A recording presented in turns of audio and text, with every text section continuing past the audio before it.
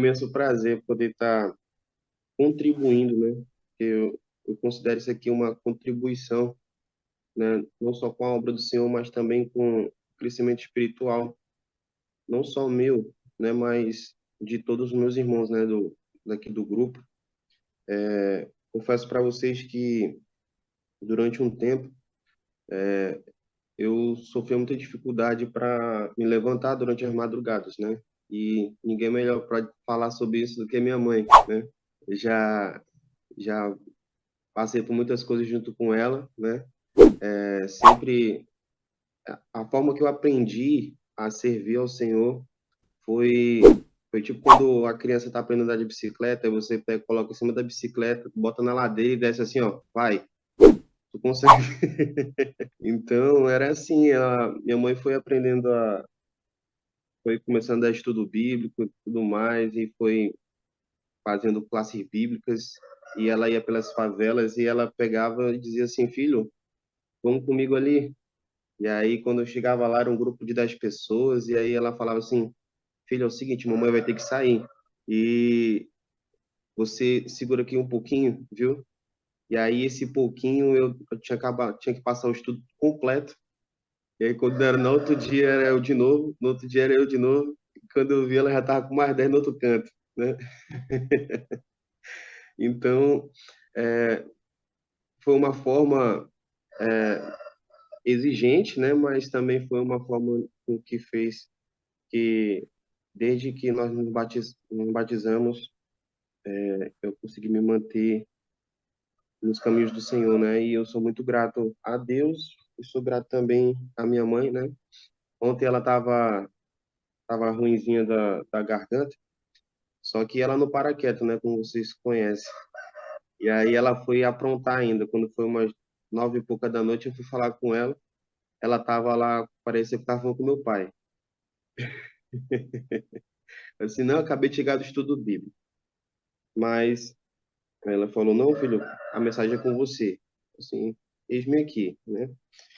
E pensando nisso, né, eu orando ao Senhor e eu pensei no tema poder sobrenatural. E eu pensei assim, nossa, que experiência diferente, né, poder pregar nesse culto da madrugada, né? E sabendo também que esse culto não se limita só ao Zoom, né? Ele também vai para o YouTube e, ou seja, essa bênção é estendida para muitas outras pessoas, né? E eu falei assim, Senhor, não me sinto capacitado. Eu sou que precisa levar essa mensagem, né? E que o Senhor fale através de mim, né? E aí eu fui dormir, né?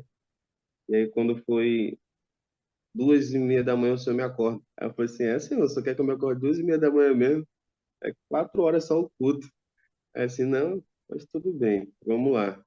E aí 2h30 da manhã nós acordamos e fomos dar uma olhada na mensagem, né?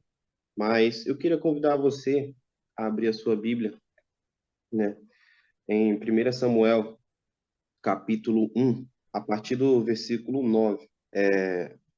Aqui no capítulo 1 de 1 Samuel, logo no início, nos versículos anteriores, a gente vai ver a história de Ana, né, e o seu marido. Só que no meio desse relacionamento também tem uma terceira pessoa, né? Quem é essa terceira pessoa? É Penina, né? É a segunda mulher do seu marido. Me fugiu até o nome dele aqui agora, mas eu vou dizer para vocês.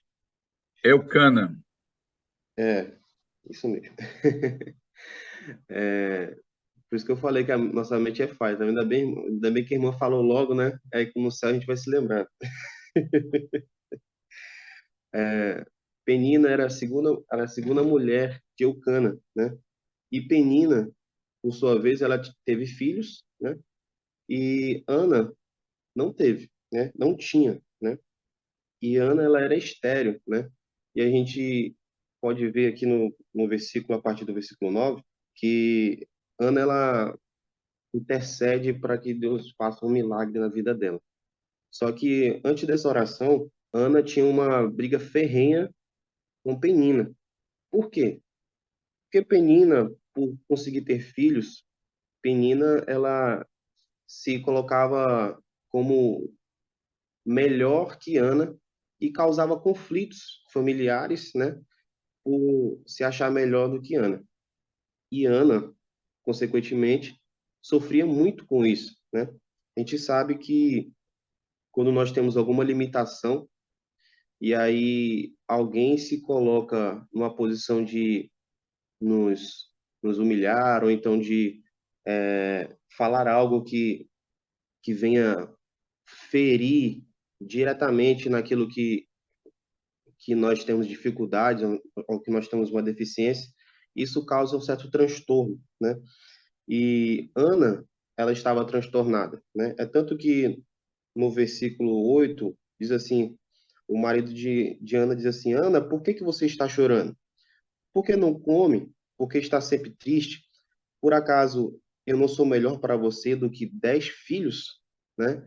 Ou seja, Ana, não precisa você ficar triste porque você não consegue ter filhos. Eu já faço o suficiente por você. E ele fala isso logo em sequência que a palavra de Deus diz que Eucana, ele entregava as suas ofertas aos seus filhos, a Penina, mas Ana recebia sempre dobrado, né? Ou seja, Eucana sempre demonstrava o seu amor por Ana. E aí, a partir do versículo 9 diz assim a palavra do Senhor: Certa vez eles estavam em Siló e tinham acabado de comer. Eli, o sacerdote, estava sentado na sua cadeira, na porta da tenda sagrada. Aí Ana se levantou, aflita e chorando, muito, orou a Deus, o Senhor, e fez esta promessa solene: Ó Senhor Todo-Poderoso, olha para mim, tua serva, vê a minha aflição e lembra de mim. Não esqueças a tua serva. Se tu me deres um filho, prometo que dedicarei a ti por toda a vida e que nunca ele cortará o cabelo. A gente vê aqui nessa história, né, nesse relacionamento, naquela época, o povo de Israel eles estavam passando por uma grande dificuldade, né? Que dificuldade era essa? Era uma grande crise espiritual, mas também era uma crise política, né? E a palavra de Deus diz que naquele período, naquela época, era raríssima as manifestações do Espírito Santo de Deus, as manifestações divinas. O caráter daquelas pessoas que eram responsáveis pela adoração no templo era, de certa forma, defeituoso, né? E se nós formos estudar o contexto bíblico, a gente vai ver que os próprios filhos de Eli, né, eles falharam, né, na adoração a Deus, né? E isso trouxe consequências gravíssimas para eles. E aí, Ana, vendo toda essa situação, Ana, ela precisa de um milagre, só que ela precisa clamar a um Deus todo-poderoso em meio a toda essa dificuldade, onde o povo de Israel, o povo de Deus, não conseguia mais ver a presença de Deus no meio deles, e ela ainda assim clamava ao Senhor dizendo: Senhor, eu ainda acredito, né? Quando Ana ela fala assim: ó Senhor Todo-Poderoso, olha para mim, é porque ela está dizendo assim: olha, o povo aquele parece estar todo perdido, mas Senhor Deus, eu acredito que tu consegue olhar para mim no meio de todo esse povo, né? E quando nós vamos nos atentar aqui no versículo 11, logo em seguida, quando ela diz assim: olha para mim, ela diz assim: tua serva. Quando ela fala tua serva, ela reconhece o lugar dela. Ela reconhece, ela reconhece que é serva. Mas quando ela diz que ela é serva, ela não fala que é serva só porque ela está orando. Isso aqui demonstra para gente que Ana, ela já trazia um relacionamento antigo com Deus. Ana, ela já carregava esse relacionamento com Deus. Apenas o que acontecia ali era que a serva de Deus estava em aflição e ela precisava de uma intervenção divina. E quando ela precisa dessa intervenção divina, ela se apresenta como serva. E muitas das vezes nós precisamos nos apresentar como servos, mas precisamos observar se a minha condição atual está sendo uma condição de servo. Como assim uma condição de servo? O servo é aquele que adora, mas o servo também é aquele que obedece. O servo é aquele que faz a vontade de Deus, né? E Ana, ela estava fazendo a vontade de Deus. Ela precisava de um milagre? Precisava. Mas, primeiramente, Ana precisou fazer a vontade de Deus. E Ana, quando ela pede um milagre para fazer a vontade de Deus, e não para fazer o plano dela. O que eu quero dizer com isso?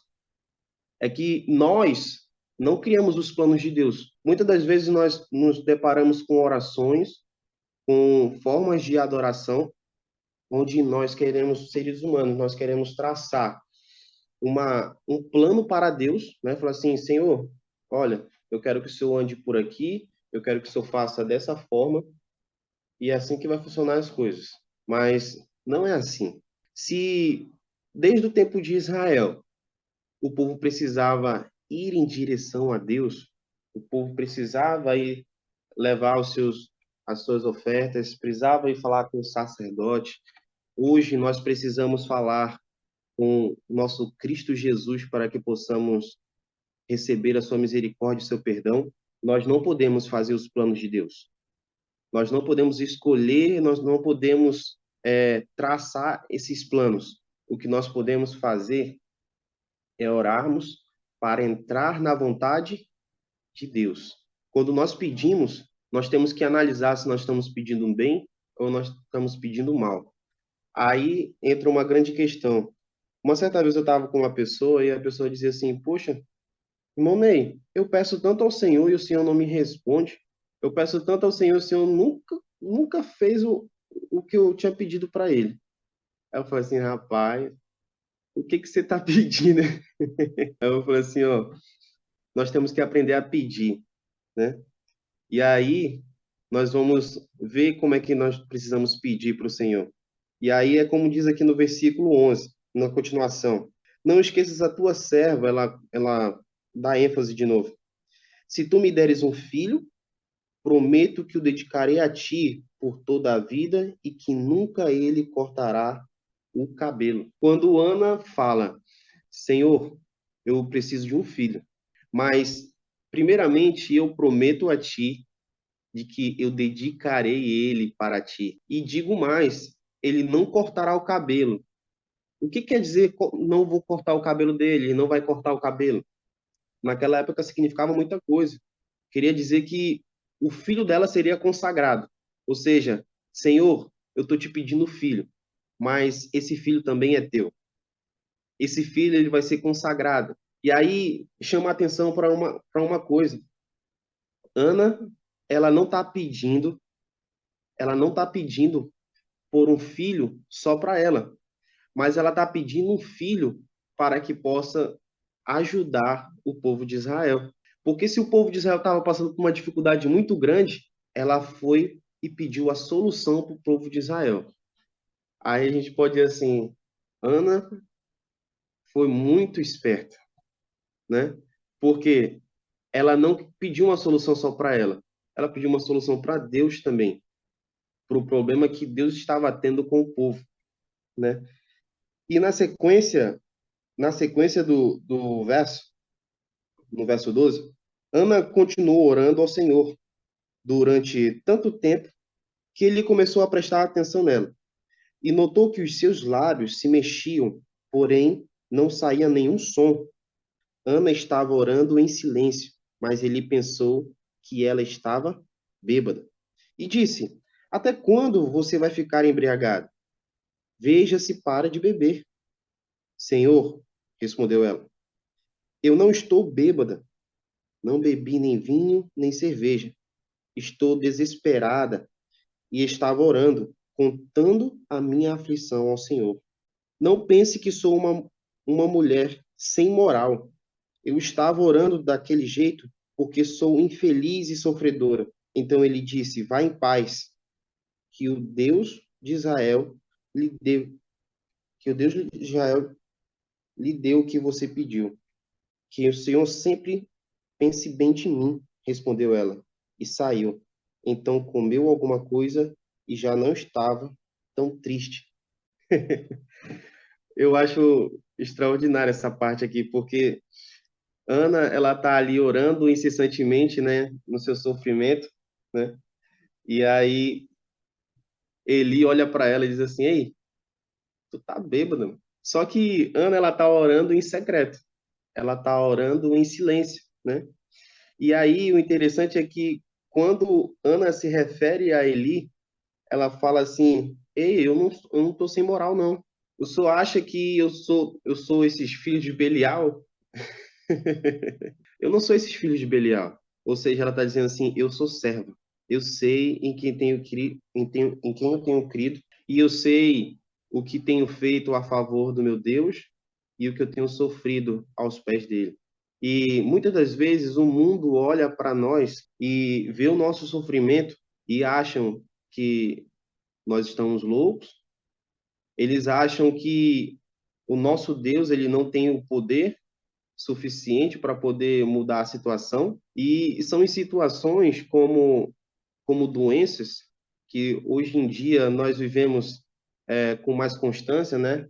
E nós falamos aí do nosso irmão, não lembro o nome dele agora, mas que está cometido de câncer, né? Eu acredito que Deus possa curar nosso irmão, mas acredito mais ainda porque Deus ele foi nos agraciou e abençoou o meu lar, a minha família, graças a Deus, que nós tivemos um caso de câncer com meu pai, né? Vocês bem sabem, e graças a Deus obtivemos uma vitória, né? Tivemos o meu tio também, foi uma vitória também, apesar dele ter descansado, porque nós sabemos que a cura que ele precisava era a cura espiritual e não era a cura física, né? Mas o que eu quero dizer é que o segredo O segredo desse poder, parte desse segredo, ele é a oração no secreto. Se você abrir a sua Bíblia em Marcos capítulo 1, versículo 35, Marcos capítulo 1, versículo 35, amém? Diz assim, ó: De manhã bem cedo, quando ainda estava escuro, Jesus se levantou, saiu da cidade, foi para um lugar deserto e ficou ali orando. Aqui é um exemplo de que é necessário você e eu, nós temos o nosso canto. O canto onde só eu e você sabemos que podemos entrar em contato com o nosso Senhor Jesus e podemos pedir para Ele o poder necessário. Sabemos que nesse local nós podemos confessar as nossas aflições, as nossas dificuldades e podemos entregar a Ele todos os nossos objetivos, nossos planos, para que ele possa colocar os planos dele na nossa vida. E quando nós vamos lá para Atos 16, você não precisa abrir em Atos 16, mas lá em Atos, nós vemos um relato de Paulo e Silas. E Paulo e Silas, quando eles estão na prisão, eles clamam ao Senhor. E ali nós vemos a manifestação do poder de Deus de forma surpreendente, né? Paulo e Silas, eles clamam ao Senhor, eles cantam, louvam, e aí, a partir desse momento, acontece algo extraordinário, um efeito sobrenatural, acontece um terremoto. E aí, nesse terremoto, o carcereiro ali, ele fica desesperado, né? Fala assim, não, eu vou me matar. Os prisioneiros se soltaram, não vai dar certo isso daqui. Só que Paulo olha para ele e diz assim, ei, não faça isso, não faça isso, porque Deus ele tem um objetivo. Deus tem um plano para a sua vida. Eu vou ler aqui para você, Atos 16, e diz assim, ó: Não faça isso. Todos nós estamos aqui, ou seja, nós não saímos do lugar. Aí o carcereiro pediu que lhe trouxesse uma luz, entrou depressa na cela e se ajoelhou, tremendo aos pés de Paulo e Silas. Depois levou os dois para fora e perguntou: Senhores, o que devo fazer para ser salvo? Eles responderam: creia no Senhor Jesus e você será salvo, você e as pessoas da sua. O interessante é que o carcereiro ele chega com uma pergunta para Paulo e Silas, mas o que fica para a gente pensar é que o carcereiro chega e faz essa pergunta, mas Paulo e Silas não tinham falado nada. Eles tinham apenas falado que não está todo mundo aqui. Só que aí que a gente vê o trabalho do Espírito Santo. E nós entendemos aí que o Espírito Santo de Deus trabalhou através do testemunho. Por quê? Porque através do terremoto, a mente humana, né, com o pecado trabalhando junto, imaginaria que os prisioneiros iriam fugir, né? Imaginaria que Paulo e Silas teriam fugido na primeira oportunidade, ou que eles poderiam se vingar do carcereiro ali, mas não foi isso que aconteceu. E o Espírito Santo de Deus trabalha na vida do carcereiro através do testemunho de Paulo e de Silas, através do clamor que eles fizeram dentro daquele cativeiro. E Deus, ele trabalha conosco de forma secreta, mas também ele faz coisas onde muitas das vezes nós queremos entender de forma perfeita, mas nós não precisamos entender. Você imagina se Paulo e Silas eles tivessem naquele momento ficar se questionando, ah, Senhor, por que que o Senhor tremeu, botou o terremoto aqui? Eles iriam ficar se questionando, conversando um com o outro e talvez até reclamando porque teve o terremoto, mas o que eles fizeram não foi isso. E aí, através da atitude deles, o Senhor trabalha naquela situação. E isso significa que eles fizeram uma boa escolha. E no momento das dificuldades, nós temos grandes escolhas a fazer. Jesus ele foi para o deserto para poder falar com Deus. Mas quando nós falamos de deserto, também nós também lembramos de tentação, né? E nesse momento das tentações, nós sofremos com grandes dificuldades, né? Porque sabemos que, como eu costumo dizer, né? É no fogo que faz o aço. Então, se é no fogo que faz o aço, né? E a palavra de Deus diz que o justo viverá pela fé, você está dizendo assim, ó, você vai viver pela fé. Não estou dizendo que você vai viver porque você tem um carro legal, estou dizendo que você vai viver porque você tem um bom plano de saúde, eu vou dizer que você vai viver porque você mora no melhor bairro, na melhor casa. Não, estou dizendo que você vai viver pela fé. Pela fé, porque através das dificuldades que são colocadas no teu caminho, eu vou começar a moldar a tua vida. Eu vou começar a transformar o teu ser. E aí o Senhor, ele começa a trabalhar na nossa vida através de coisas simples para que ele possa fazer coisas maiores, né? O Senhor, ele já tinha trabalhado com certeza na vida de Ana também. Mas só que Ana, ela precisou perseverar em oração e a palavra de Deus não cita, né? O tempo que ela ficou intercedendo. Mas a palavra de Deus, ela cita que o Senhor respondeu. E isso é o que importa para nós. Não quer dizer o tempo, mas o mover do Espírito através do clamor da sua serva e do seu servo. E o Senhor, ele tem nos chamado para poder clamar, o Senhor tem nos chamado para poder servir, nós precisamos entender isso.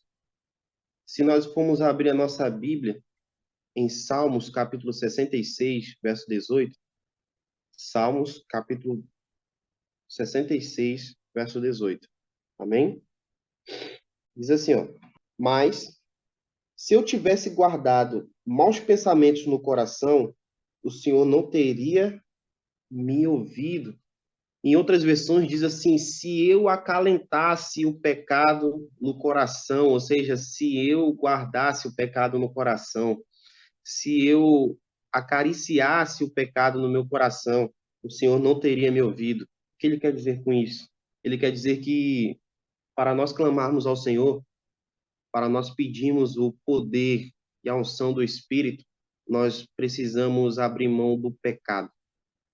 Nós precisamos eliminar o pecado da nossa vida.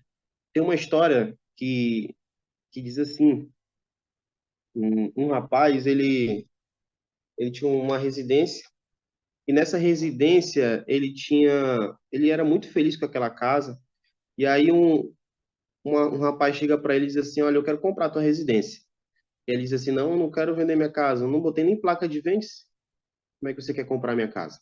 E aí ele fala assim, mas eu quero comprar. Diga o valor que eu pago, o valor que você pedir. Aí ele falou assim, pois tá bom, o valor é tanto. E aí ele falou assim, pois tá bom, tá aqui o dinheiro. Assim, ó, mas só tem um requisito. Eu falei assim, o quê? Ali tem um prego. E nesse prego, eu não queria que você mexesse. Esse prego eu queria que continuasse sendo meu. A casa é sua, mas aquele prego é meu. E aí passou-se o tempo, e aí o ex-dono chega para ele e diz assim, ei, eu quero a casa de volta. Eu quero comprar a casa de volta. E aí o rapaz fala para ele assim, olha, agora eu não quero vender a casa, não. Como é que você me vende a casa e agora quer comprar de volta? E aí ele diz assim, não, não vou vender não. Aí assim, pois tá bom, você não vai vender de volta não, né? Pois então tá bom. Aí o ex-dono sai, busca ali uns cadáveres de animais, uns lixos assim, aquele bem podre mesmo. E aí ele retorna e ele pendura os cadáveres, os lixos todos ali naquele prego. E aí o dono atual chega para ele e diz assim: ei, você não pode fazer isso. Ele falou assim: não, eu posso fazer sim. Por que que eu não posso? Lembra do nosso acordo? Eu lhe vendi a casa, mas o prego é meu. E aí o dono ficou calado, sem argumento. E aí eles tentaram suportar ali aquele odor ali, aquele fedor. Só que com o passar do tempo eles não aguentaram mais e tiveram que sair da residência e entregar a residência para o ex-dono. E aí o ex-dono toma posse da casa novamente. O que eu quero dizer com isso? Assim como disse aqui em Salmo 66, verso 18, esse prego, ele é o pecado.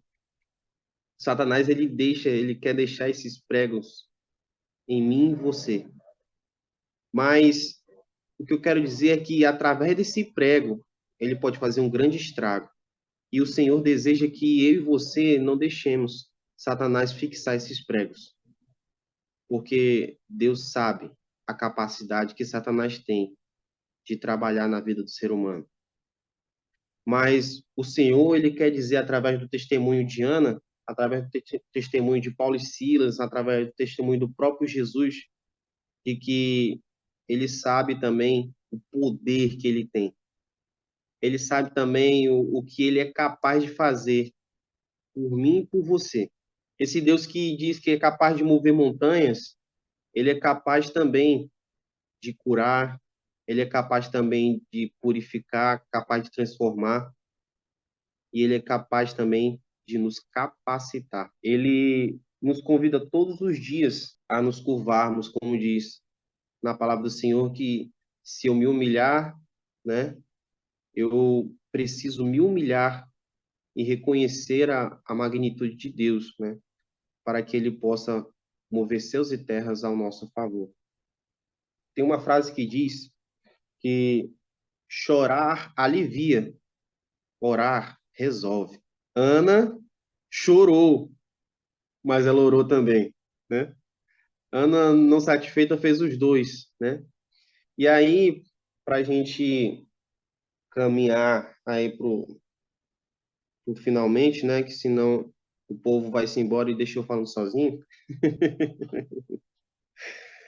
O que eu queria dizer para vocês é que Deus abençoa aquele que não pede só para si, né? Ana não pediu só para si, Ana pediu por uma nação, né? Ana, ela precisava do milagre para ela, mas ela pediu um milagre que fosse para ela, que refletisse a bênção no povo também. Então, quando nós pedimos algo para Deus e esse algo só serve para ser bênção só para mim, isso aí Deus não vai conceder.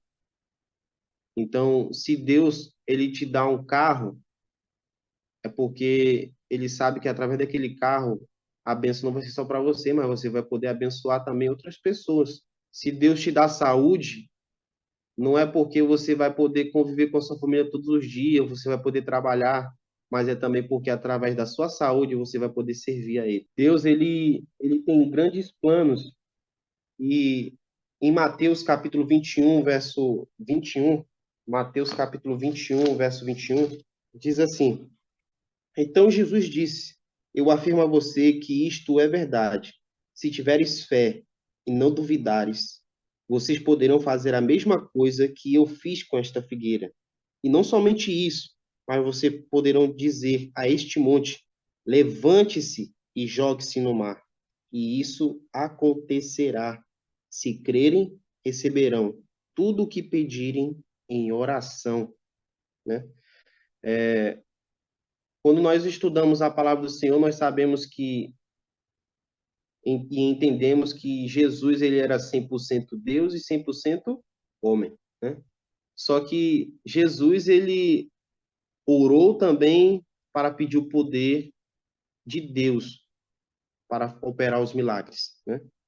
E aqui Jesus diz que esse poder ele pode vir para mim e para você também. Ele diz aqui que o poder não é só para ele, mas o poder é para cada um de nós também.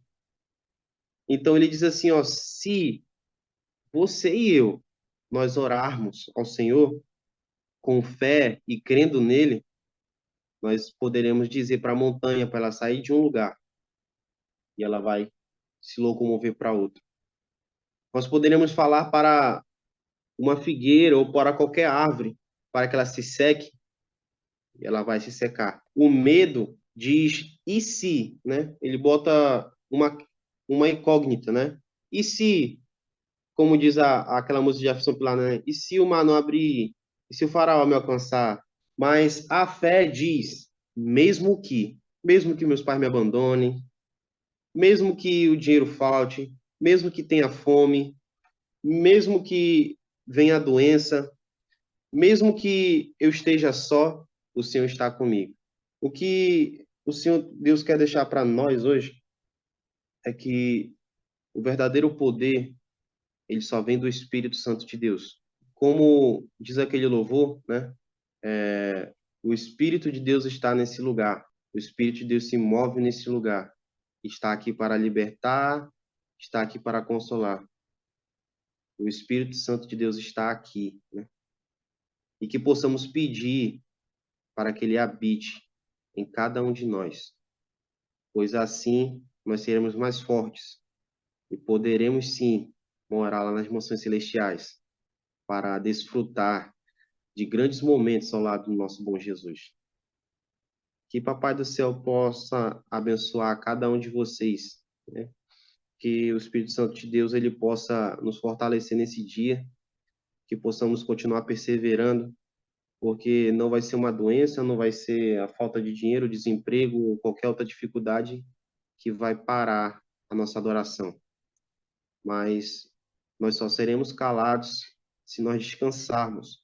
Mas ainda assim, como muitos mártires, né? Muitos muitos discípulos, muitos personagens, eles eles foram testemunhas, né? Eles deixaram grandes exemplos e hoje nós seguimos, né? Vamos orar. Santo Deus, bondoso Pai, querido Deus, nós clamamos nessa manhã pela unção do Teu Espírito. Como diz nesse sermão, Senhor Deus, o poder sobrenatural do Teu Espírito. Senhor Deus, nós sabemos que e podemos ver através das Tuas Escrituras que Ana, ela se identificou como serva. Ela clamou a Ti, Senhor Deus, acreditando na possibilidade e na concretização do milagre que Tu ia operar na vida dela, Senhor. Senhor Deus, aqui também, diante da Tua presença, Senhor, está um grupo de pessoas onde nós estamos pedindo para Ti, Senhor Deus, que Teu Santo Espírito ele possa habitar dentro de cada um de nós. Mas, Senhor Deus, eu não queria estender somente essa oração para nós que estamos aqui nesse momento, porque vai ter filhos teus também, Senhor Deus, que irão desfrutar desta mensagem em outros momentos.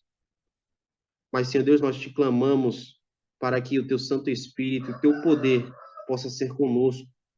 Porque, Senhor Deus, como a tua palavra diz, que o justo viverá pela fé, a tua palavra em nenhum momento, Senhor Deus, promete facilidade para quando tu voltar, Senhor Deus. Em nenhum momento, Senhor Deus, diz que será fácil passar pelas doenças, será fácil passar pelo desemprego, será fácil passar pelos divórcios, será fácil passar pelos problemas familiares, por qualquer outra dificuldade dentro da tua igreja. Mas, Senhor Deus, a tua palavra nos conforta, dizendo que tu não vai nos abandonar em nenhum momento, se nós clamarmos a ti e nós te reconhecemos como nosso Deus. E a tua palavra diz que tu irás nos reconhecer como teu povo. Por favor, Senhor Deus, cuida de cada pedido, Senhor Deus, realizado aqui neste grupo, para que cada pessoa, Senhor Deus, possa conseguir essa conexão e esse relacionamento mais aprofundado e mais próximo de ti. As dificuldades, Senhor Deus, elas servem para nos moldar e nos lapidar. E assim nós te pedimos, Senhor Deus, se for para passar dificuldades e nos aproximarmos de ti, Senhor Deus, que assim seja. Por favor, Senhor Deus, nos ajuda, nos dá a tua paz, esteja com a direção deste grupo também, Senhor Deus, pessoas abençoadas, onde tem essa iniciativa de promover este grupo de oração, Senhor. Por favor, Senhor Deus, continua abençoando cada um deles. Continua abençoando a Joana e seu marido. Continue abençoando, Senhor Deus, cada um que se faz presente. Por favor, Pai, abençoe esse dia que é desconhecido para nós. Vá à frente preparando o caminho. Isso nós choramos, em nome de Jesus. Amém.